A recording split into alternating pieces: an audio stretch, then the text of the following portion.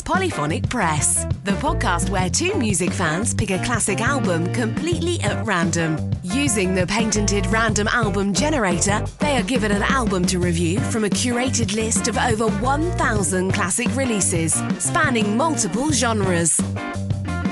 And now onto the show. Here are your hosts, Jeremy Boyd and John Van Dyke.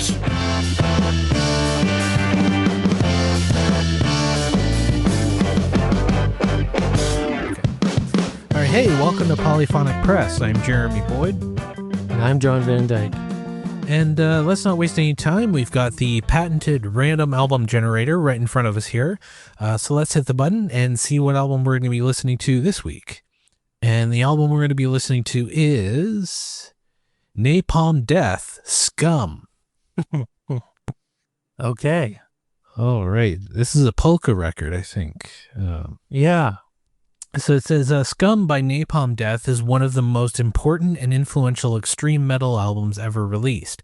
Put out in 1987 on Earache Records, it's widely regarded as the birthpoint of Grindcore, a genre that fused the speed and aggression of hardcore punk with the heaviness and brutality of death and thrash metal.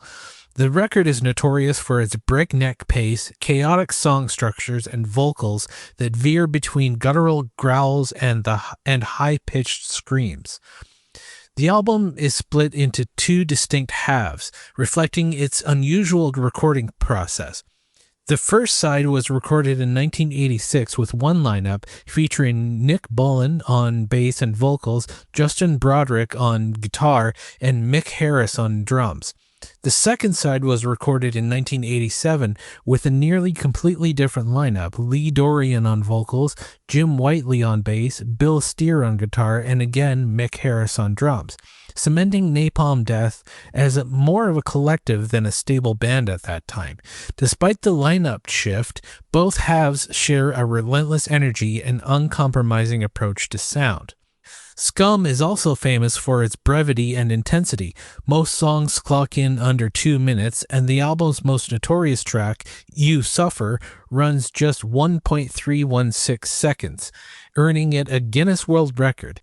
Its raw production, politically charged lyrics, and uncompromising extremity made it an underground classic, inspiring countless metal and hardcore bands and shaping the blueprint for grindcore as a genre. I'm going to keep an open mind for this one. Yeah, me too. So this is their debut album, released on the 1st of July, 1987. And the genres are grindcore and crust punk. And the producers are Napalm Death, Unseen Terror, Head of David, and Dig. And I don't know if those are people or like collectives, but we'll do a little more research as we go. But they're really okay. Okay. I was going to say there's no side one and side two. It's just side one has 12 songs on it, and a lot of them are, there's no song over 2 minutes, really. But so there are 28 songs on the album. And side one and side two. Side one has 12 tracks. The album starts with multinational corporations, and side one ends with You Suffer. So if you are listening along, if you're brave enough to listen along with us, which we do encourage you to do, and we've linked the album to both Spotify and Apple Music, so you can get it on your preferred streaming service. If you want to pause after the song You Suffer, we do the halfway discussion around that time. But without further ado, here we go. Here is the first song on the album, Multinational Corporations. So here we go. All right.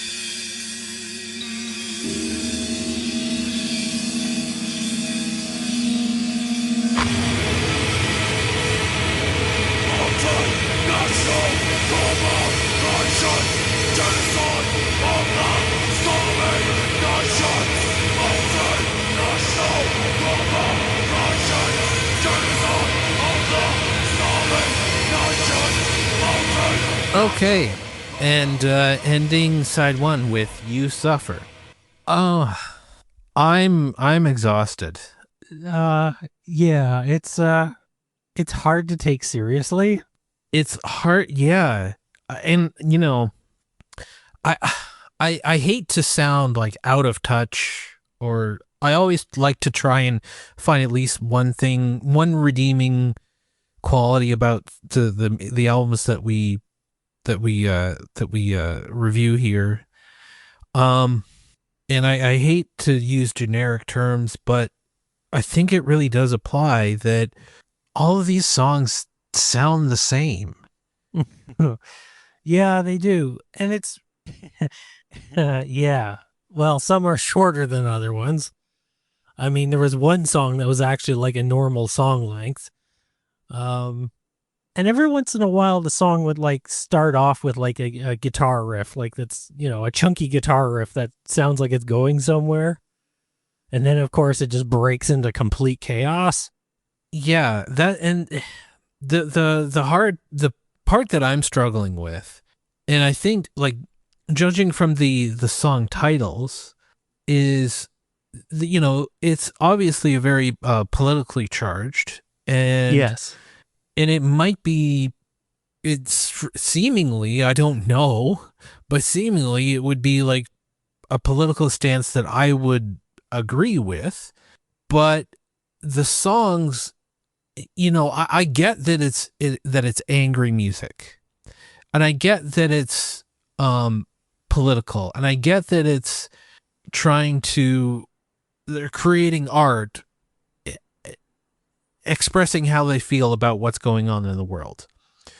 I get all of that, but when you, and I even like music that's in this sort of genre. genre. Yeah, stuff like Black Flag and like Dead Kennedys and stuff like that. That's like, and like Bad Religion and stuff that's like politically Well, that's more charged. punk. Well, but this is like punk metal fusion, but so it's like it's down that road, and it's hardcore music that's like politically charged. And the difference though is I can, even though they're fast songs, I can generally make out the lyrics and know what they're talking about and what they're saying. I can't. It's just the guy's like screaming it and saying it so fast that I don't know what he's trying to tell me. And so like it's just so fast, and it's so visceral that there's nothing, I feel like there's nothing for me to grab onto. Yeah, I'm kind of feeling the same way. It's, like I said, there was the odd like guitar riff, but then it would, descend into chaos or something. And it's hard to like piece together a cohesive track sometimes. And it's just, and yeah, and a lot of it does sound the same. And I think it's all in the same key. And I think it's all very, yeah, I not sure. And sometimes, the way that it comes off is almost comical. I don't know what's the actual intention behind all this, whether they took themselves too seriously or something like that doing this. I mean, they did put a 4-second song where it's basically just, yeah, You Suffer. I do know that song, and the only reason I know it is there's a comedy show, Silicon Valley, and one of the characters is he's like a computer programmer, but he's also a metal guy. yeah, And the joke that he's like in this off, the premise of the show is they have a startup, and it's like this group of tech guys, and eventually they get big enough that they have an office and they have a staff of people, and he's in his just out of the open in the office, and he gets an alert every time Bitcoin drops below a certain a certain value, and it tells him that his computer can start mining it because it's worth it to mine it. And the sound that he uses is "You Suffer" for that. Yeah. And it's like it's scaring everybody in the office every time it goes off because it's going off every like 5 seconds. Yeah. How does it work for like copyright? Like, do you have to pay royalties on a song that short? I don't. I would assume so because it is the whole song. Technically, it is the whole song. So I guess so. I guess you would have to. Yeah. Because I'm not so sure. Because usually you can get away with playing, what was it, like a 30-second clip or something like that, or? Well, that's a myth, really. There's really no set amount that you can get away with without paying anything. So I would assume that they would have to get some sort of license to play it in the show. So yeah. But yeah, that's my only connection to this this album and this band, really. I didn't know anything about them. I could make an assumption based on the name Napalm Death, and they have a song called "You Suffer." But yeah, it's just like I get metal, even though I'm not a huge metal fan. I get the appeal. I don't see the appeal of this though. I don't see how. I know there are fans of it, obviously, but this is one thing that's just like, I just don't see, that's rare for me, for music. Like I don't, even though something might not be my cup of tea, like I don't see the appeal of this. And I mean, when we did Megadeth's album, and I said it was a little hard to take seriously in some cases, I can take it more seriously than this.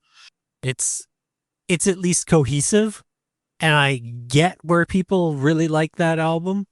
It's not for me, but this is definitely way outside of what I can even like really consider. It's music-esque. There are musical elements to it, but then it turns into construction site very quickly. They're using musical instruments in a very creative way. Let's just say, I don't know what else. But I did manage to find some interesting facts about it, because there is some interesting sort of stuff going around the band at the time. And yeah, like that was alluded to in the description, is the album is split into 2 separate sessions with almost completely different personnel on each side, and only the drummer Mick Harris appears on both, making Scum feel like 2 short records stitched together.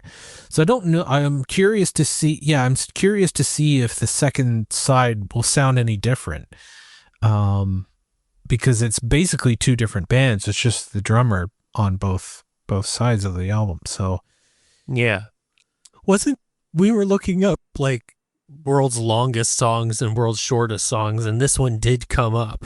Yeah, that's right. Yeah, it did. And there's a compilation with it on it, and there's a bunch of other little short ones that are just as weird, and we were listening to them. That's right. Yeah. Yeah, that's a good segue into the next fact that "You Suffer," just over 1 second long, is officially recognized by the Guinness Book of World Records as the shortest recorded song in history. Its entire lyric is 4 words, "You suffer, but why?" Okay. I'm going to play it again because it's just... I don't hear that. I just heard... Yeah. It's really, really short. It's really, really quick. If they say all 4 of those words, maybe they're all 4 members of the band were assigned a word to just yell. Yeah, it could be.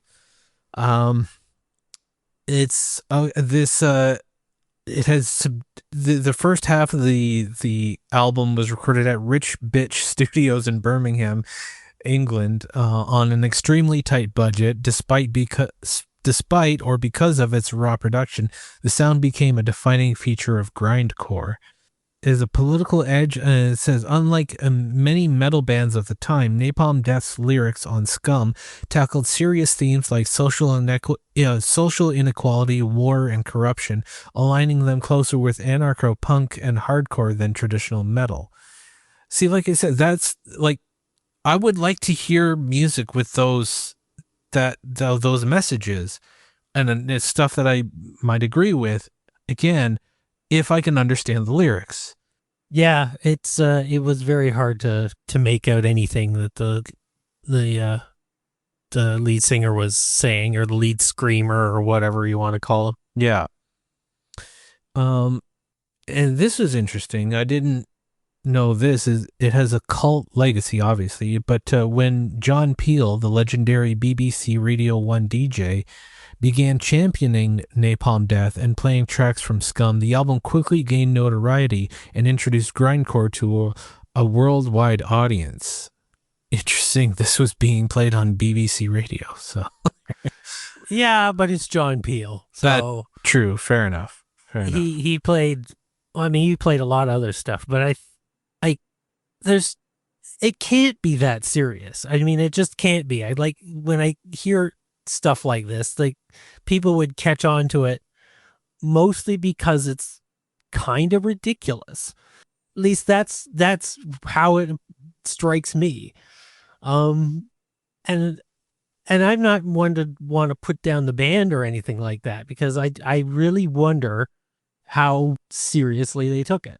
Yeah, I would be curious to hear, like, this is their first album and it came out in 1987.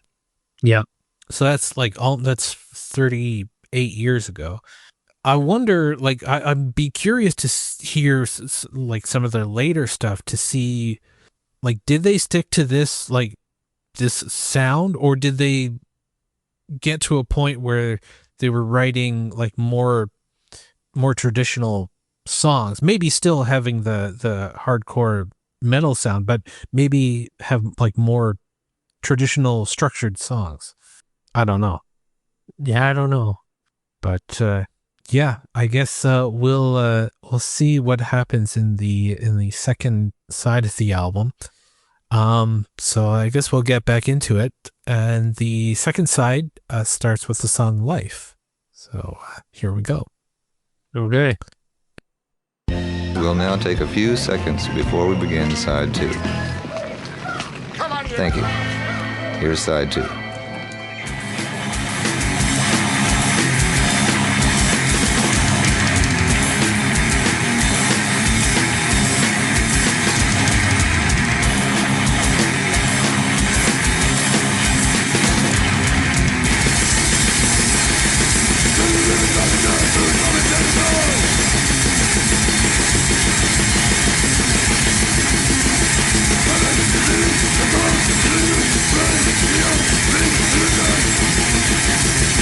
Okay, and ending the album with Dragnet. Was that a different band? The singer had a bit of a different voice. Yeah, he sort of switched between... Yeah, the high-pitched sort of saying. Yeah. I mean, yeah, I don't want to shit on them too much because they're doing their thing and that's cool, but... Yeah. It's just not for me.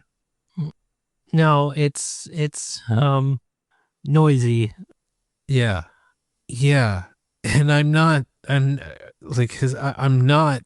the type of person to say, oh, music, oh, that's just noise. It's like, well, this no. might actually just be noise. This might actually just be noise. Yeah.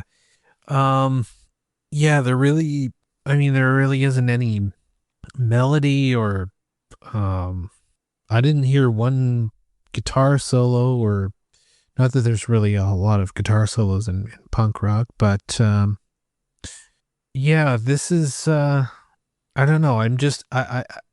I get that there's an audience for it and they're doing their thing. I just don't. It's This just is not for way me. outside of what mainstream would have. I mean, I can respect that, but I don't consider myself too mainstream, but this is just a little bit too, I don't know. I don't know what the word is. I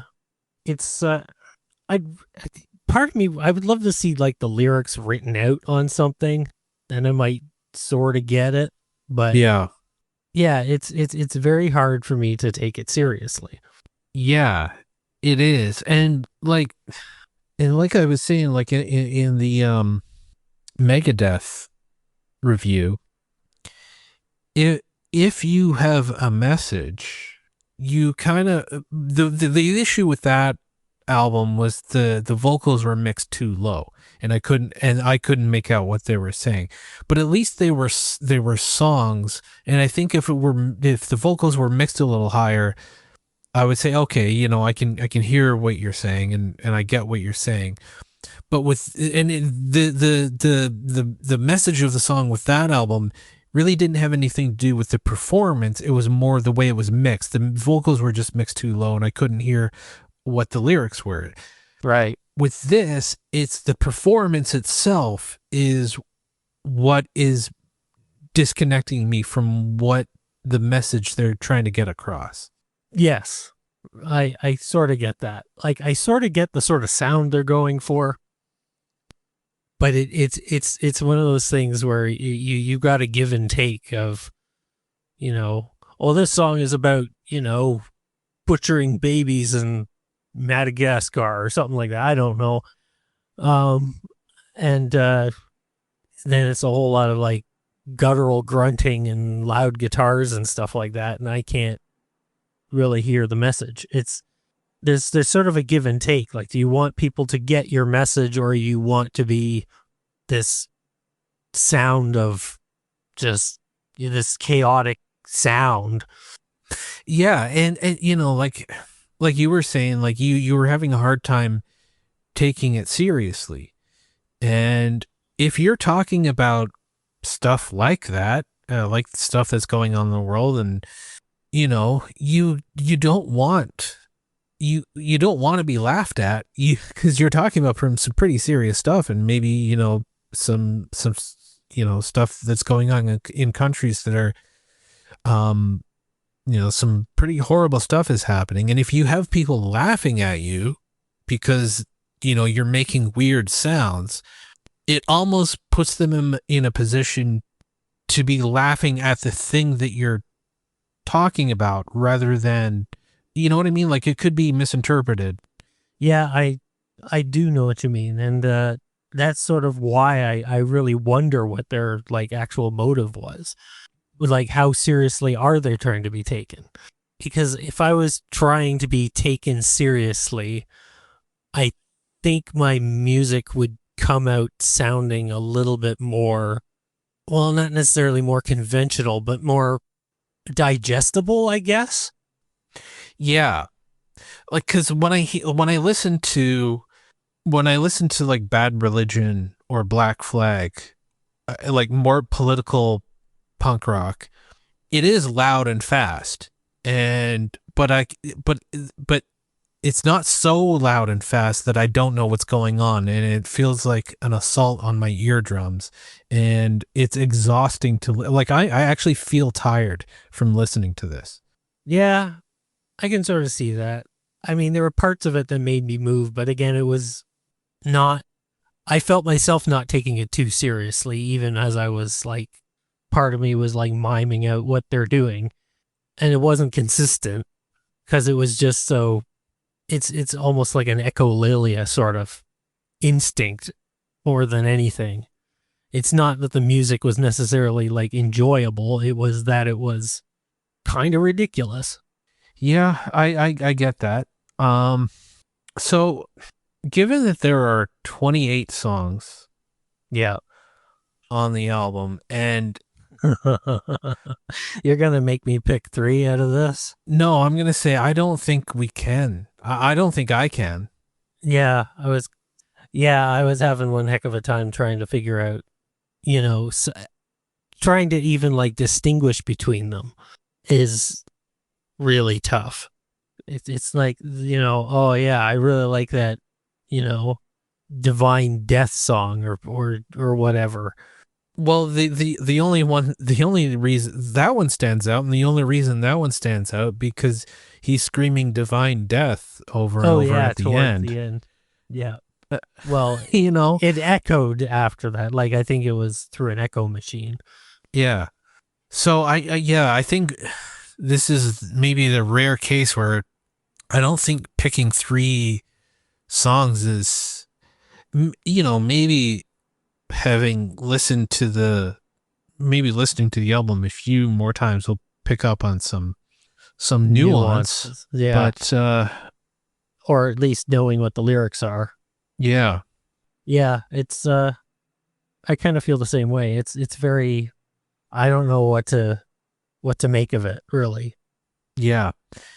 Yeah. So, I mean, I guess that brings us to the question, and I think I know the answer, but would you listen to this again? Oh, yeah.